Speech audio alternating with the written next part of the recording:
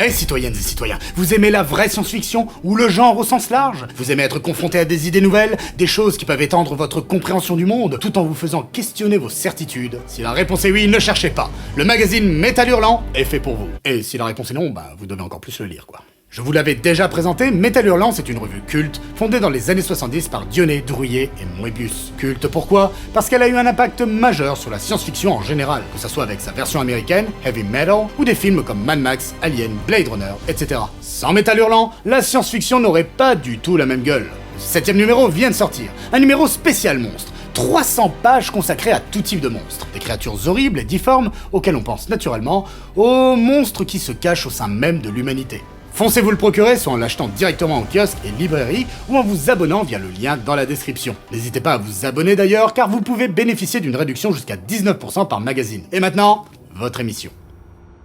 Soleil sur vous, citoyennes et citoyens, bienvenue sur le Nexus 6, je suis le capitaine. Aussi loin que je me souvienne, j'ai toujours kiffé les mechas. Mais si, vous savez, les robots géants qui font piou-piou.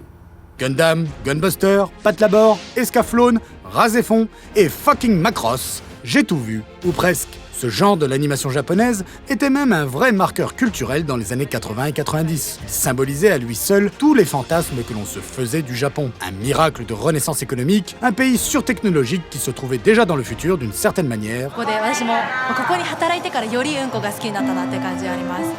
Où l'obsession pour la qualité, le zéro défaut, zéro délai, ne pouvait que l'amener dans un avenir plus ou moins proche à créer des robots humanoïdes géants. C'est fou cette fascination qu'exercent les mechas. Bon, en tout cas sur moi. Ils revêtent une aura bien particulière, bien plus que n'importe quelle autre machine. L'anthropomorphisme de la chose y est certainement pour beaucoup.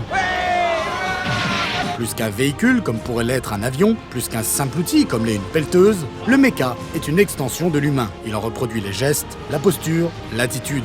Il décuple les capacités et donne un sentiment de puissance et de liberté. Le mecha invoque aussi tout un imaginaire, des visions romantiques que l'on peut se faire des chevaliers en armure, jusqu'aux titans de la mythologie. Et si le genre est beaucoup moins présent à votre époque par rapport à la fin du XXe siècle, il reste un pan artistique qui aura profondément marqué la pop culture mondiale et qui aura laissé son empreinte un peu partout. Bref, avoir des robots géants, c'est bien. Mais encore faut-il que ça serve réellement à quelque chose. Bah oui, ça va pas de soi. Les puristes sépareront le genre en deux catégories, celle des super robots, type Goldorak ou Mazinger Z, où les géants de fer se veulent peu réalistes, voire fantaisistes, et celle des real robots, qui, comme son nom l'indique, va nous présenter des mechas plus ancrés dans le réel. Le meilleur exemple sera certainement les Labor de Patlabor, où le robot est devenu une part importante de la société humaine. Mais quel que soit le sous-genre, l'existence de ces êtres mécaniques est légitimée, par des tâches industrielles dantesques, des problématiques sociétales différentes, ou encore une guerre aux proportions inégalées qui nécessite une arme adaptée. Pas de grandes histoires sans grandes épreuves à accomplir, pas de héros mythiques sans un effroyable ennemi à terrasser, et c'est là que le monde des mechas en rencontre un autre dans un fratras de métal et de chair, celui des kaiju. Le terme kaiju désigne l'ensemble des créatures gigantesques qui ont peuplé le cinéma japonais depuis le premier, Godzilla, en 1954. On parle même de kaiju eiga, soit film de monstres, pour désigner ces productions. Et si au départ, les créatures n'avaient pour habitude que de détruire les infrastructures humaines ou de se foutre sur la gueule entre elles, bien vite, la potentialité cool de les faire se battre avec des mechas est devenue évidente. Les enfants des années 80 parmi vous se souviendront sûrement avec nostalgie des combats finaux des Super Sentai qu'ils ont pu connaître pour ne citer que cet exemple. Mais à la fin des années 90, les deux genres vont connaître un renouveau sans précédent. L'arrivée d'une des plus grandes œuvres de l'histoire de l'animation japonaise. Une œuvre aujourd'hui encore inégalée, tant d'un point de vue technique qu'au niveau de l'écriture. Une œuvre radicale à plus d'un titre, Evangelion. L'animé qui a révolutionné son art. Sombre, torturé même, cette création d'Hideaki Anno ne vous laissera pas indemne. On nous y raconte l'histoire d'adolescents choisis pour piloter des robots géants, les Eva, contre des créatures mystiques aux objectifs tout aussi cryptiques, les anges. Ceux-ci semant la destruction et la désolation sur leur passage, nos jeunes amis pilotes devront tout faire pour les arrêter. Une histoire en apparence classique, mais dont le traitement très mature aura fait de cette série une œuvre culte. Evangelion fut un tel tournant dans l'histoire de l'animation japonaise qu'elle a inspiré de nombreuses autres œuvres. Et s'il y en a une qu'on a érigée en héritière, c'est bien Pacific Rim de Guillermo del Toro, sorti en 2013. Pacific Rim nous conte l'histoire de la guerre des humains contre une espèce transdimensionnelle qui cherche à envahir notre univers. Pour ce faire, il nous envoie régulièrement des kaiju, afin de nous en foutre plein la gueule. Pour contrer ça, les Jaegers, contrôlés par deux pilotes en même temps, qui pour réussir à diriger ces monstres d'acier, doivent connecter leurs esprits et ne faire plus qu'un. Jonction neuronale, puissante et stable. Ce film est superbe. On y voit toute la maestria de Del Toro, et il est à mon sens l'un des meilleurs exemples de ce que j'appellerais un blockbuster d'auteur. C'est-à-dire une œuvre qui réussit à allier plaisir purement popcorn et des thématiques plus profondes. Le genre de film qui se faisait de plus en plus rare à votre époque et que j'appelais de mes vœux dans la vidéo précédente de Nexus 6. Lors de la sortie du film, la comparaison entre les deux œuvres a été immédiate. Chose qui m'a dérangé, car si on ne peut nier une certaine filiation, on va le voir, j'ai toujours trouvé qu'il était un peu facile de ne définir Pacific Rim que comme un hommage à Evangelion. Les deux créations sont fondamentalement différentes, et je vous propose d'explorer ensemble en quoi. Si l'on se contente de l'apparat et du premier niveau de lecture de ces œuvres, effectivement, il y a des points communs. Bon, dans les deux, il y a des robots et des monstres. Check. Il y a des gens en uniforme qui contrôlent les opérations. Check aussi. Et il y a de fortes ressemblances dans les process d'activation des robots. Check. Comme un hommage au pays d'origine d'Evangelion et des deux genres représentés, dans Pacific Rim, la culture japonaise est très présente, via son personnage Makomori, le fait qu'on ait dénommé les créatures Kaiju, ou encore que certains personnages non japonais parlent tout de même la langue de Ryuichi Sakamoto, comme si c'était un prérequis dans leur métier. On sent que le Japon est central dans cet univers, chose que l'on ressentira beaucoup moins dans le deuxième Pacific Rim, où la géopolitique, mais surtout l'économie du monde, ayant considérablement changé entre les deux films, c'est plutôt la Chine qui sera mise en avant. Mais c'est un autre sujet. Les deux œuvres font aussi preuve d'une forme de germanophilie. Dans Evangelion, l'un des personnages principaux, Asuka, est d'origine allemande, et il est souvent fait référence à ce pays comme étant important dans l'organisation NERV qui contrôle les EVA. Et dans Pacific Rim, les robots sont dénommés Jägers, qui signifie chasseur en allemand. Perso, j'y vois une influence directe d'Evangelion sur Guillermo del Toro, qui a gardé ce lien entre les deux pays présents dans l'animé. Un lien que j'explique par le fait que lorsqu'il s'agit de construire des grosses machines, efficaces, et qui doivent durer longtemps, les Japonais doivent penser... Allemagne. Bah oui, quoi de mieux qu'allier le Kanban japonais avec la Deutsche Qualität. Bon, après, cette alliance, elle n'a pas donné que du bon historiquement, c'est vrai. Dans les deux œuvres, et même si le traitement est différent, il est question d'une connexion mentale ou émotionnelle totale afin de pouvoir piloter.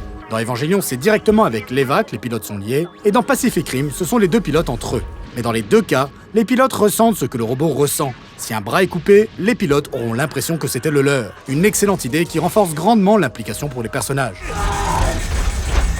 Concernant les pilotes de Jägers d'ailleurs, la synchronisation parfaite de leurs esprits fait aussi clairement écho à l'épisode 9 d'Evangelion, où Shinji et Asuka doivent être parfaitement coordonnés pour réussir à vaincre un ange particulièrement coriace. Ce faisant, ils vivront des semaines ensemble afin d'ajuster leur rythme biologique. Bref, dans les deux créations, il ne s'agit pas juste de piloter de grosses machines, il s'agit de s'impliquer corps et âme dans sa tâche. Et c'est là leur grande qualité. Le robot et le monstre ne sont pas qu'un prétexte à des scènes d'action gigantesques faites pour satisfaire notre besoin de grand spectacle. Non, il est en fait question d'introspection.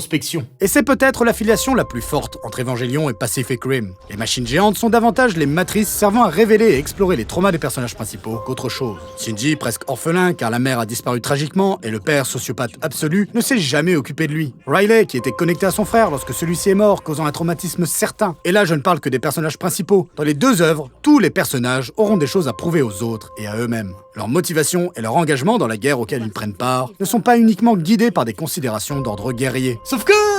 ça c'est très vrai dans Evangelion, mais beaucoup moins dans Pacific Rim. Et c'est là qu'on commence à voir la divergence totale qu'il existe entre les deux œuvres. Ne serait-ce que parce que Hideaki Anno et Guillermo del Toro n'ont absolument rien à voir en tant que réalisateurs. Leurs styles sont totalement différents.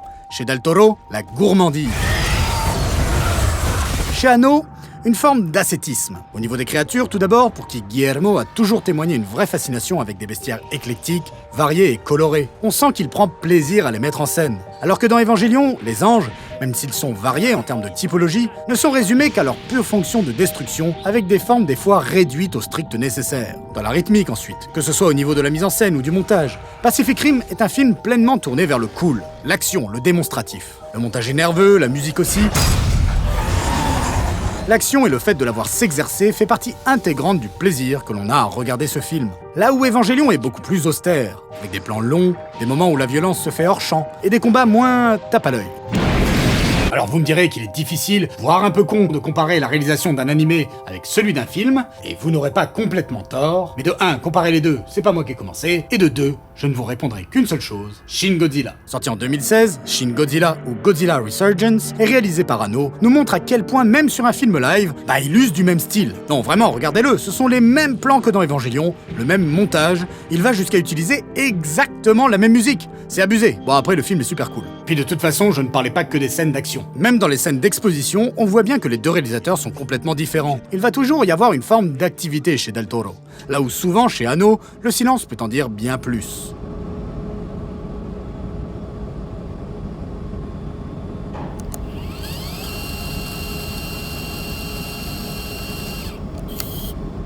faut que tu ouvres ton cœur, sinon l'Eva ne bougera pas.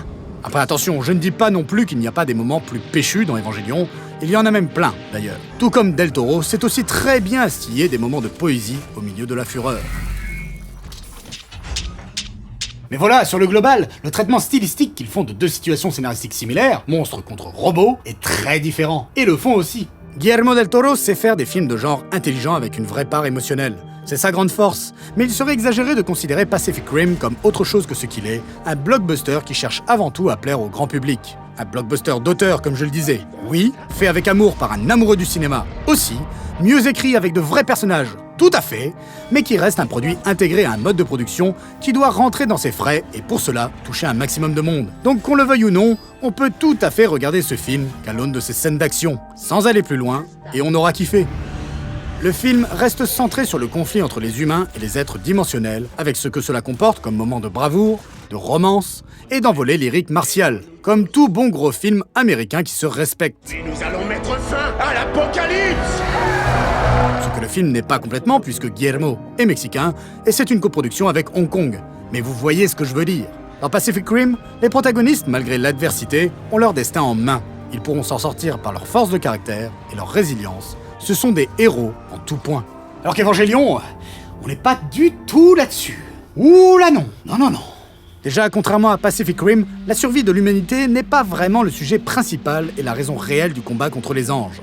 Mais je n'ai pas envie de spoiler ceux qui n'auraient pas vu l'animé, donc je ne vais pas développer. Ensuite, les personnages sont pathétiques, perclus de trauma et de névrose. Rien ne vous sera épargné. Violence physique et psychologique. Pardon, mon âme! Asuka, psychographe au point critique! Avec des protagonistes tellement traumatisés que leurs propres réactions créeront bien souvent un engrenage encore plus mortifère par la suite. Dans Evangelion, il semble qu'il n'y ait pas d'espoir. Shinji, le personnage principal, est bien souvent apathique. Il se laissera complètement porter par les événements, vide de toute substance. Tout ça pour se rebeller dans les pires moments possibles, créant d'autres tragédies. Si Del Toro aime ses personnages, Anno, lui, semble les détester et vouloir les faire souffrir au maximum. Chose que l'on peut comprendre lorsque l'on sait que le réalisateur japonais a lui-même souffert pendant plusieurs années d'une dépression due à un trouble borderline. 嫌いなところはどんなところですか？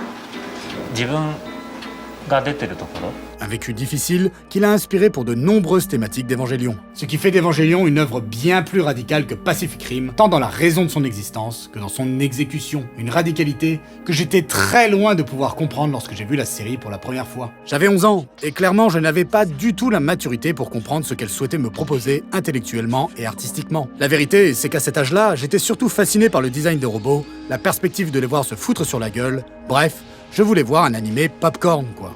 Cette attente envers Evangelion, que je croyais aussi classique que les autres animés du genre, elle avait fini par créer une frustration immense. Parce que chaque semaine, à chaque épisode, on ne me donnait pas ce que je voulais, ou si peu. Des combats de robots géants, que nenni, ils dureront 10% du temps d'un épisode, et encore, quand il y en aura. Non. À la place, tu vas pouvoir regarder le personnage principal râler et refuser de monter dans le robot pendant la moitié de la série. Oh putain Shinji, monte dans cet enfoiré de robot de merde, s'il te plaît. J'en pouvais plus de lui. Je ne comprenais pas pourquoi il refusait d'être pilote de méca. J'en rêvais, moi. Je voulais être à sa place. Parce que j'étais un petit con qui n'avait rien compris. Parce que c'est quand même assez évident que c'est pas si simple quand tu ressens tout ce que le robot ressent lorsqu'il se bat. Tes membres broyés, ton corps brûlé. En ajoutant à cela le risque de mourir, toi et tes amis. Dans Evangelion, on envoie des enfants à la guerre. Il n'y a rien d'enviable à cette situation.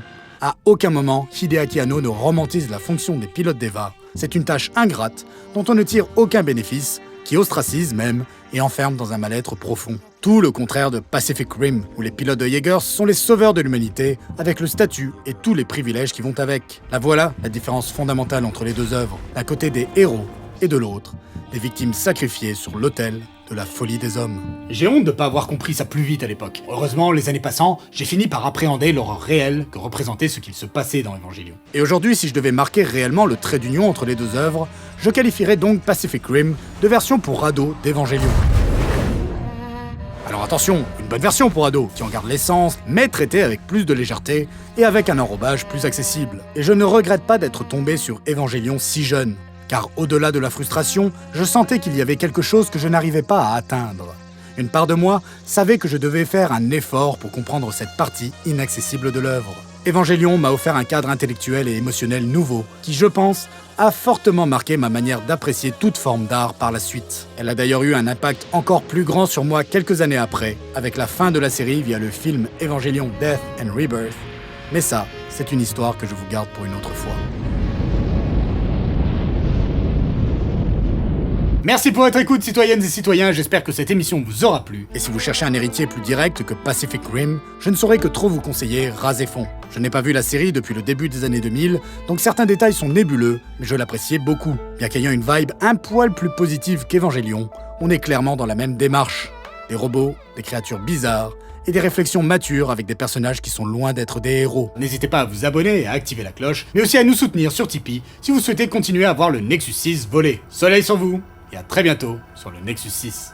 Ciao.